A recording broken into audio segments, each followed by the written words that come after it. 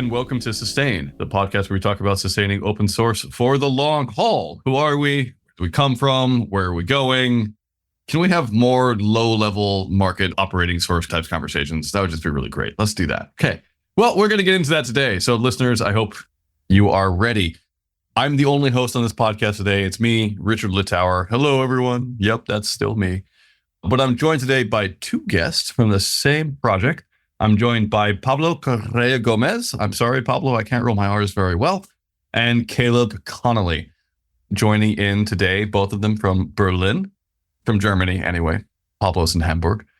And they are the core contributors to postmarketOS. That was Caleb just there. Caleb, how you doing? I'm doing great. It's 11 p.m., but feeling very awake. I've got my tea and I'm all set. I have my coffee. I'm grateful for you meeting at this late time. It does help me out. Pablo, how are you doing? Yeah, good evening. I'm ready to enjoy a nice discussion about why our project matters, and not just for people that code, but also in other social perspectives, which is something very exciting.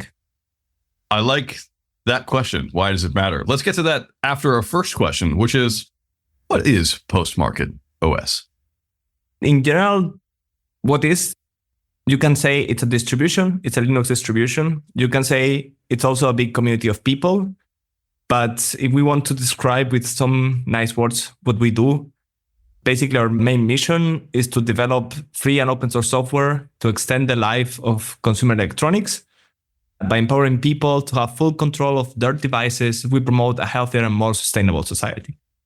That's actually our mission statement. It's actually possibly a good way to start.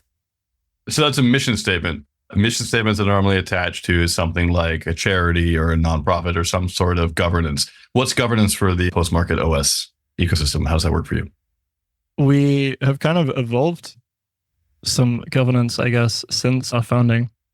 Originally, it was a handful of people just working on things, working on essentially building a custom package repository on top of Alpine Linux and getting it booting on the smartphones. Over the years, it's grown. More people have contributed, and the need has arisen for more and more maintainers. And I guess we've sort of come up with a few different ways to combat that. I think the biggest change for us was adopting a model of onboarding people as developers in the project who have push access to repositories. And we actually stole the model kind of from GNOME, more or less. It was Pablo came up with this proposal that people can apply, and as long as they get two other people who are already like either on the core team or trusted contributors, as we call them, to endorse them, then they're in, and they now get push access to the repos and whatever other permissions they might need, depending on what they're doing. Might be helping to moderate the wiki or matrix channels or whatever else. So you have open membership to the core group, as long as you have someone else to help back you up.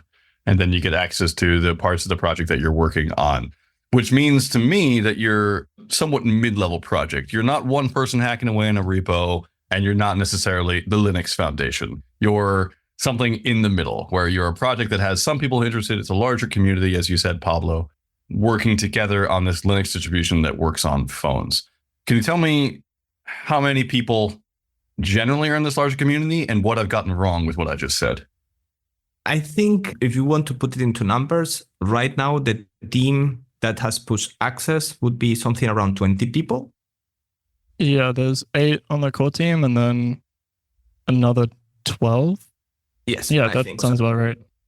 In terms of wider contributors, because of the kind of model that we've evolved where people show up, get their device supported in postmarketOS, and kind of because hardware support for Android smartphones is typically more around a specific Qualcomm chip or Samsung chip or something, people kind of congregate around similar SOCs and build some sub-communities, I guess, where they're like, we have a kernel fork with patches to support a bunch of these devices that are all really similar, and we have some other kind of configuration that they need, things like this, that all get packaged up into the distro and shipped. And then these people will maintain those packages themselves. So those people don't need to be trusted contributors with push access because they just open merge requests to update stuff.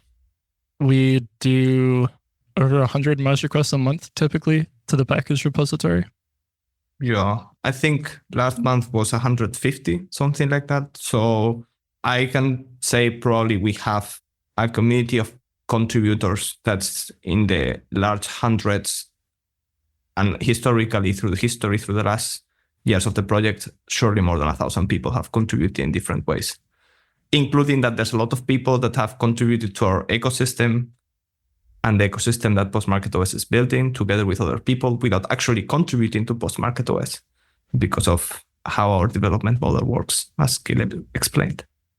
Yeah, and I guess our focus continues to be more on enabling contributions and contributors and people working on the broader ecosystem than specifically trying to build a product for end users. That's the long-term goal, of course, but in the more medium term, it's about improving the tooling and the ecosystem and actually having foundation that people can build on. So some quick Googling told me that the refurbished and used phone market is just freaking massive. It's $50 billion as of 2021. And almost half the world's countries, you have 90% of the population owning at least one phone. So phones are everywhere. Tell me about how postmarketOS helps solve some of that problem by making used phones usable after their shelf life has ended or as a used phone. I need to understand a bit more about the technical aspects of what you're doing. Okay, I'll run you through an example that is close to my heart. I got into postmarketOS by working on the OnePlus 6. It's a flagship smartphone from 2018 that costs $400, something like this. It wasn't super cheap. Very nice specs, 8 gigs of RAM, 8 cores, nice OLED display. And in 2021, it went end of life. It shipped with Linux 4.9, which also went end of life. That was a long-term support stable kernel. It also went end of life in 2021. And so at that point, whilst there's still people building custom Android-based ROMs for this phone, they are not getting any kernel patches, and they are definitely not getting any fixes to firmware or the Androids, the proprietary Android house, the actual like user space drivers that Android uses. So what I did essentially is get this phone booting with upstream Linux, did a bunch of hardware enablement, which was surprisingly easy for a lot of much more complicated reasons. But suffice to say, upstream support for Qualcomm platforms in Linux is pretty good. And the end result of me working on this for several years and getting interested parties, like, for example, Alexander, the maintainer of Modem Manager, bought a OnePlus 6 and worked on making Modem Manager work properly on it and the kind of modem that it has, is whilst it's definitely far from perfect, I couldn't daily drive it yet, but you can make phone calls. You can run a Linux mobile environment like you would run on the Librem 5 or the Pine phone, and you can kind of get everything that you need to do done. The main thing we're missing right now is the cameras, and those will come eventually, but all the other hardware works, more or less. It's just not quite to the same level of reliability that it used to. So what this means is, while we still can't get firmware security updates, which sucks, we are at least able to run a fully open source user space and close to upstream Linux kernel. And yeah, something a little more reliable. The device doesn't need to die, essentially. And this is not just true for the OnePlus 6, but for this point, a few dozen different phones. Okay, so phones that have reached end of life in their normal proprietary systems can now download this OS and have some usage and more usage as more people contribute and get more hardware working online. That's kind of the point of the project. Yeah, that makes a ton of sense to me. That sounds amazing. That sounds really beautiful. You just mentioned that you worked on this for one phone for 2 years. How are you funding yourself? What's the sustainability of the core maintainers in terms of getting funds in and out for this work? That's something we are strongly working on, and we've started working on seriously, possibly for the last 1.5 years. So right now, it's fair to say that our project is basically funded on volunteer work. We, however, have two sources of income. One is grants. We have received several grants from different parties, mostly small grants that fund an individual, something like 6 months to a year. In some cases, it's been a bit bigger, where we have been able to fund 3 team members. And right now, we also have an open collective page where we are receiving donations from people in a very transparent way. It allows us to pay for infrastructure, and it is also allowing us to start to pay people. We have some small projects going on to actually start paying people to do some work related to the project.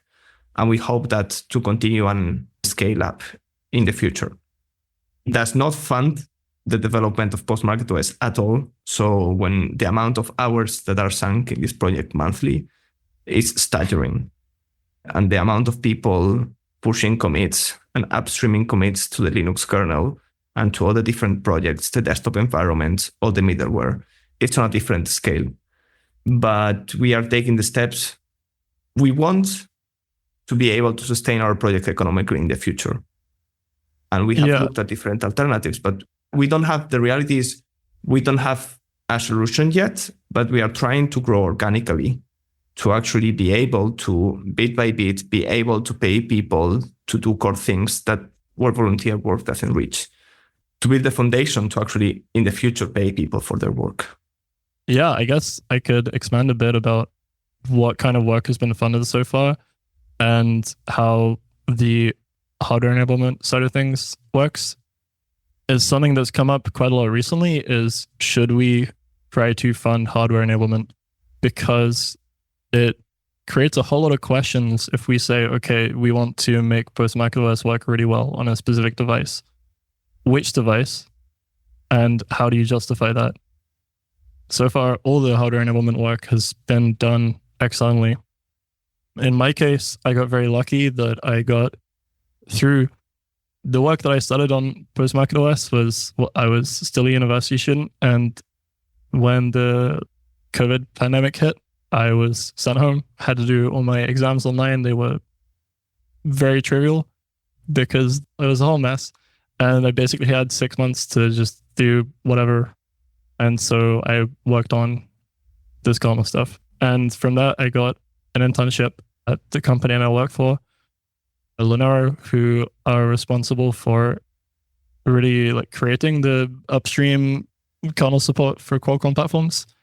And there's a whole lot of weird reasons as to why this work happens, but more or less Qualcomm care about upstream and they care about funding this work. And so do a bunch of other parties. So I was able to do upstream kernel work for Qualcomm as an intern and later as my day job. And this kind of ties in broadly with the work that I'm usually doing on embedded IoT products to smartphones because they have the same chips inside. It's awesome that you had the time to take to work on that. And it's awesome that Littauer is sponsoring you, basically. I have a question around upstreaming, because you've mentioned this a few times. You've mentioned upstream dependencies, working on core Linux distribution, PRs, and go back up the road. So it seems like you have to sort of manage these multiple stakeholders, not just potential users interested in downloading postmarketOS, but also how other distros are going to work with you. Does that sound accurate? Why is it so important for this project that upstream is taken care of? Yeah, I want to clarify, I guess, that it would be great, but I'm not sponsored to work on anything postmarketOS related. It is more so that things just kind of align fairly nicely. Regarding upstreaming, the reality is that in other parts of the ecosystem, you can possibly live by the fact that you can ignore the fact that, okay, I can get some patches downstream and I can live with this and I can continue rebasing them. And people think that that maybe works. In the ecosystem that we work, where the Linux kernel is the foundational root of the hardware, and where kernels from vendors have 2 million lines of code changes for every single device, and they are different per device, even if they share a lot of things in common. It's just completely unsustainable and completely unmaintainable. So we have learned through this process that actually taking the social work of talking with other people, contributing with them, taking things from them, pushing our changes, convincing them that these are correct, and contributing with them. The realization is that it's harder at the beginning, yes, but it's a lot more maintainable. It takes so much work off our shoulders so we can actually focus on the things we excel. We don't want to keep patches for things that other people want to maintain, that other people are experts at. We want to help people move forward in that direction. This is quite different between the kernel versus other pieces of software. I guess most of the things, because as a distro, we predominantly put all the pieces together that other people give us. And we also support another reference for a lot of people who are working on hardware enablement.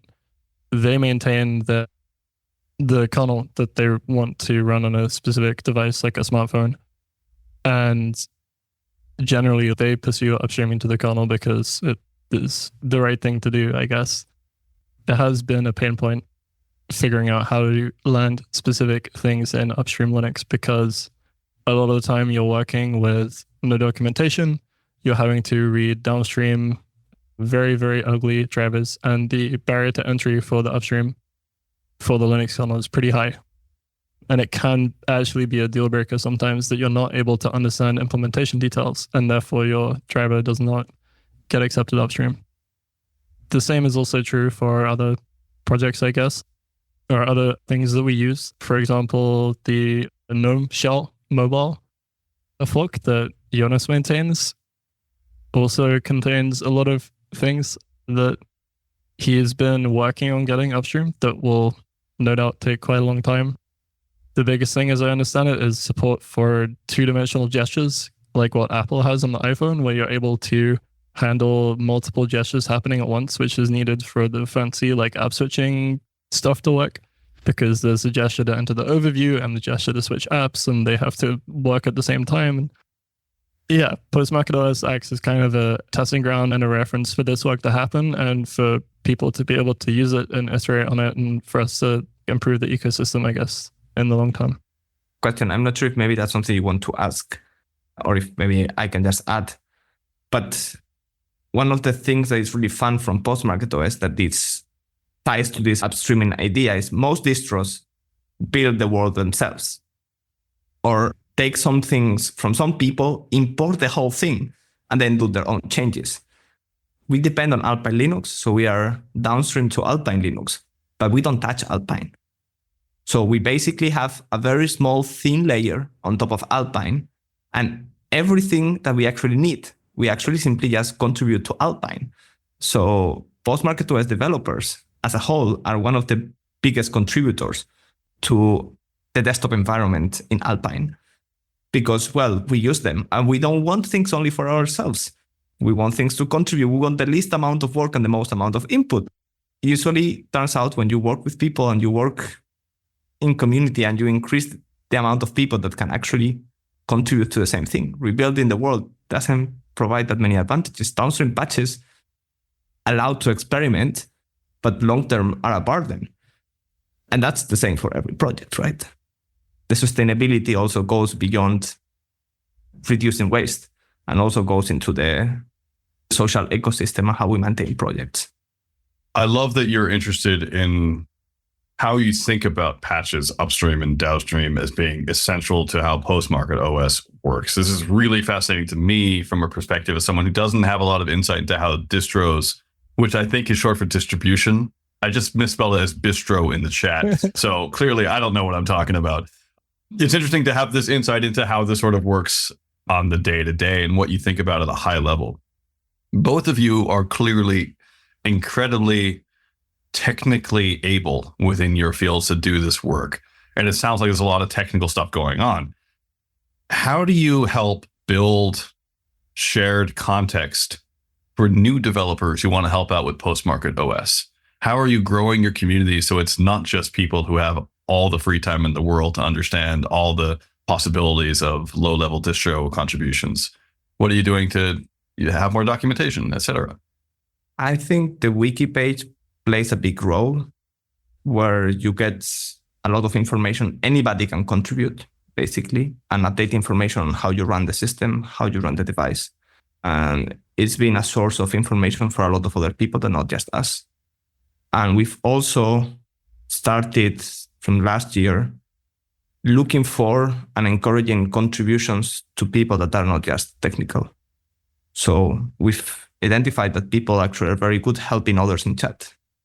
Or like say, well, actually, I do artwork and similar things. And we actually encouraged and opened this possibility for people to join the team without then having to do with technical stuff, with them being able to help in project management, with them being able to help triage problems and identify faulty points for less technical users.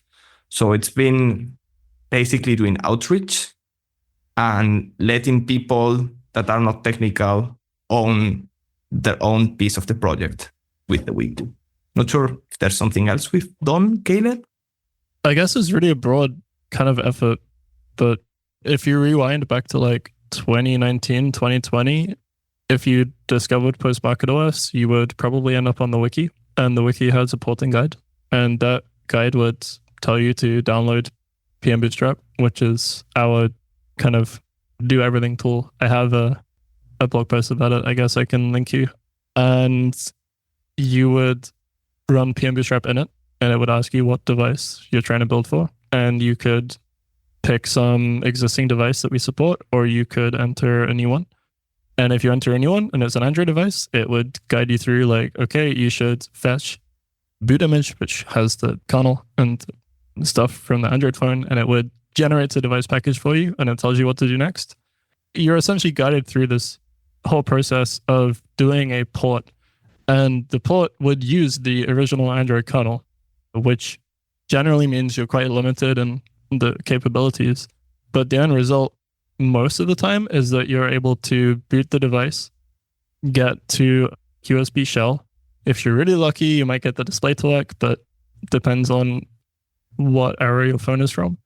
And then worst case scenario, you have Alpine Linux more or less running on that phone. You can't do a whole lot with it, but you get a shell. And then you go, okay, now I want something better. And then you show up and you start asking questions, and people tell you, hey, you probably want to run the mainline kernel. And they point you to other pages in the wiki to help you with that. And before you know it, you're like a Linux kernel developer. That's one way of doing it. Nowadays, there's so many more devices supported that a lot of people are showing up with a device that they already know works, and they're getting it installed, and they're working on other parts of the stack. And that's really been great to see this transition from it being mostly people working on hardware enablement to being people working on fixing bugs with audio or building software or things like this. Cool. We still have a long way to go, I think. And there's definitely still a lot of hiccups in the kind of onboarding process for new contributors, but I think we do a lot better than other distros. And I think one of the big reasons for that is the tooling.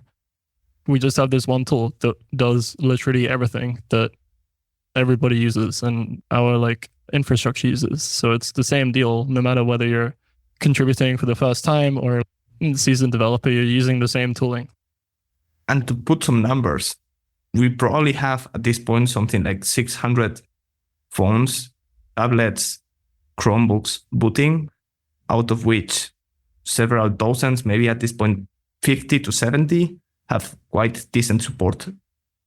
And it also runs in laptops. So we're possibly also recording right now from postmarketOS laptops with the same software, the same stack.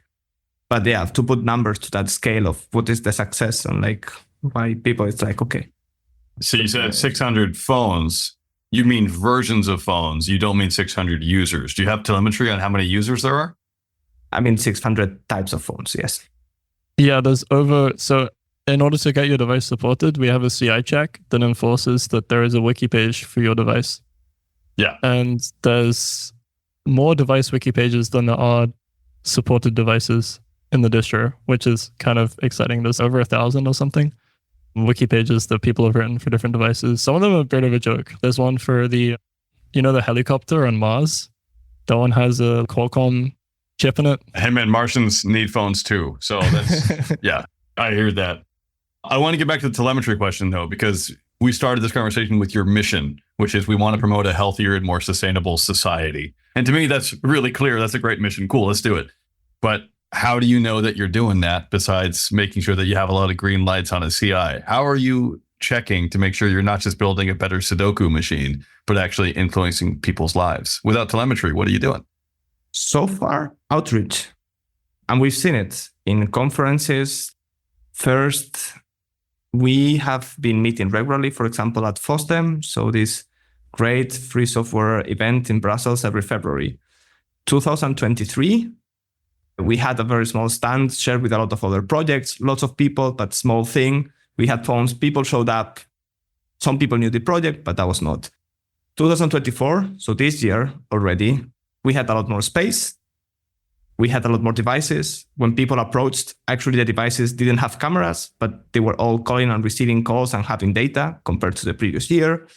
There were people that showed up with postmarketOS phones, a lot of them. And we've seen that community growing. We've seen the followers on social media. We've seen our rooms that keep getting more attention. There's more people in the community rooms. We see the donations growing, and the number of people that started donating has doubled in the last months, I guess. So we see we are having an impact because people provide that feedback to us. We, of course, at some point want to know more of that information, more detailed, but that's also a privacy question. So how to navigate that is something we haven't answered yet. We'd love for somebody to help us with that, to be honest. But we've seen the community grow and we've seen the project and the users. So it's also different when you show something to a phone. It's like, oh, well, I actually put to the terminal. It's like, oh, but that's the display work. Well, not really. And then some people do get engaged still. But when you actually show them a phone with your desktop environment actually cloned into it and just working, okay, maybe calls are not super reliable and cameras don't work. But then the chances that somebody actually goes like, oh, actually, and picks up the phone and starts playing with them, they're higher. And we've seen that happen.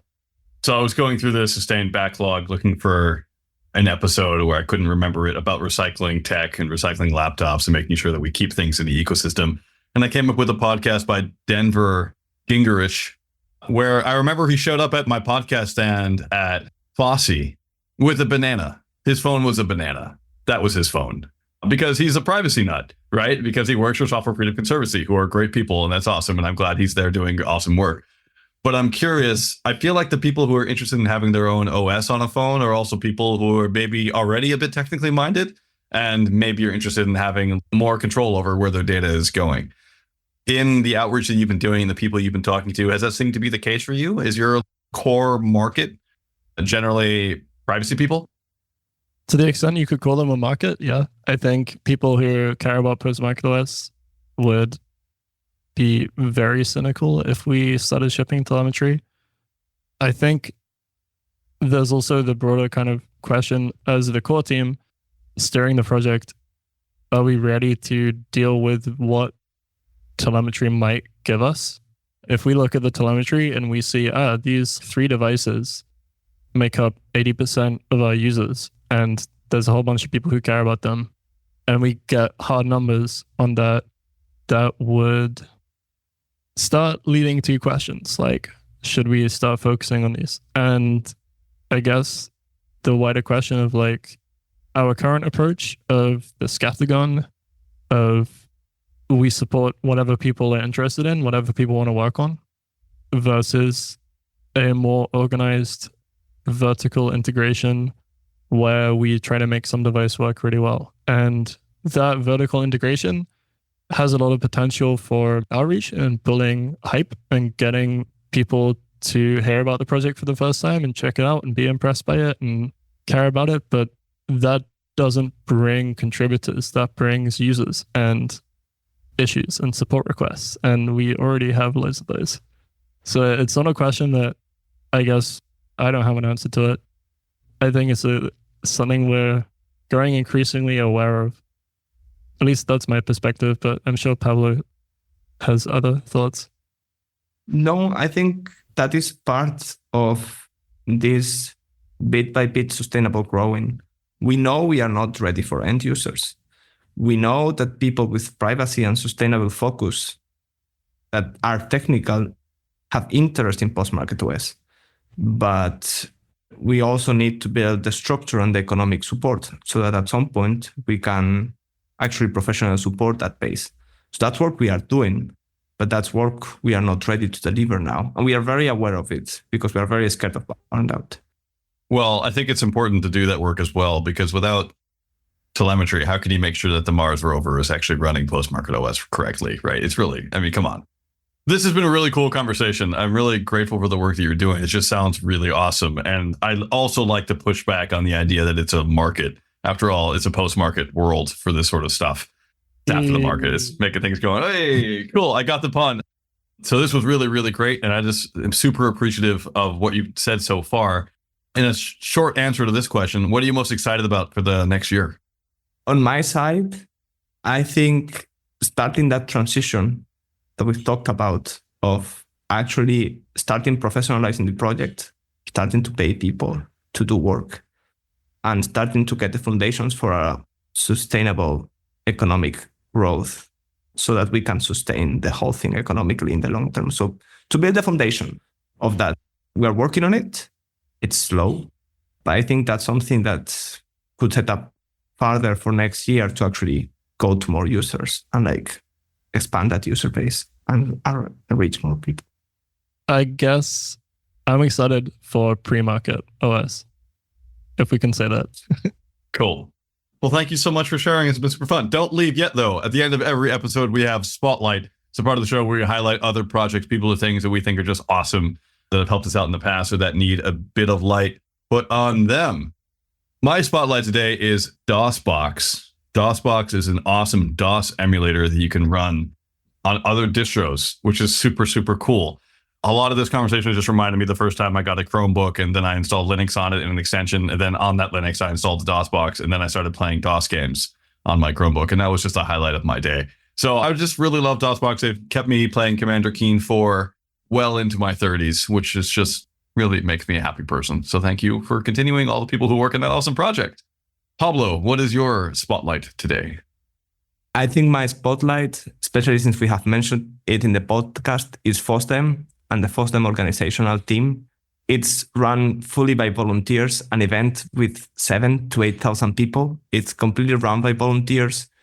When they reduced their costs in the pandemic, they did not receive donations by corporate because they didn't need the money. So then they didn't use it. It's basically an event where everybody in Europe and a lot of people from the world are present. So it is where I was able for the first time to actually experiment the social part of free software, where actually you show up in a place and everybody's there and you can talk to everybody. Everybody's friendly. And that was just extraordinary. A group of people year after year organizing this to this scale is just incredible. Second that. Caleb, what's your spotlight today? My spotlight, I guess, kind of different. What came to mind was processing.org and the processing, I guess, programming language. It's essentially a really nice wrapper around Java that turns it into, well, makes it a bit less cost. You're still running pure Java, but it wraps up all your crap in the main class stuff for you. But what's really great about it is it's meant for visual artists and people doing graphical stuff. And I got taught it when I was in school when I was 14 or something. And honestly, it's the only reason I managed to get into programming. I am diagnosed with ADHD and I didn't get diagnosed until I was 22. And I could never learn shit. Trying to learn Python, I just couldn't do it. And getting over that initial hurdle with processing was kind of great because I got to write really stupid crap in games and little physics engines and stuff. And yeah, it's what made it work for me. So I have a soft spot for it. And it's a lot of fun. If you have a Sunday afternoon to spare and want to write some cute little game or something, it's worth checking out. As someone who has failed multiple courses, and I think looking at it one way, an entire year of university for not learning Java, probably because of my undiagnosed ADHD at the time. I didn't get diagnosed until my mid-30s. That sounds great. That sounds like a really great spotlight. So right there with you on that one. Excellent. Thank you so much for coming on. Listeners, thank you for joining us on this podcast. I hope you've enjoyed listening to Pablo and Caleb talk. If you have, there's a few things you can do. One, you can go to opencollective.com/postmarketOS and you can donate to their project. You can then go directly on from there to Sustain OSS, an open source collective, and you can donate to this project, which would be really dope. That'd be really awesome if you could keep this podcast going. Also talk about it to other people. You could share it with your friends, share it with your enemies. If you have any, don't have any, but share it with all the people. If you're listening to this on Spotify or Apple or any of the other duopolistic massive conveyors of podcasts, please like this podcast. It'd be really sweet. Sharing is caring as well. Follow us on Mastodon, on LinkedIn, on Blue Sky. Go to the discourse on sustainoss.org. And to find all the show notes with the awesome links to learn more about Pablo and Caleb, you can, of course, go to podcast.sustainoss.org and look at this episode, and you will see them there. Pablo, gracias. Caleb, thank you so much. It was super great to have you both on. Best of luck for the project. And I hope that someone out there is listening to this on a postmarketOS phone. And if you are, let us know. That would be really, really cool. Richard at sustainoss.org. I will convey that on to Pablo. Thank you both so much. Thanks so much for having us. This has been great. Thank you very much.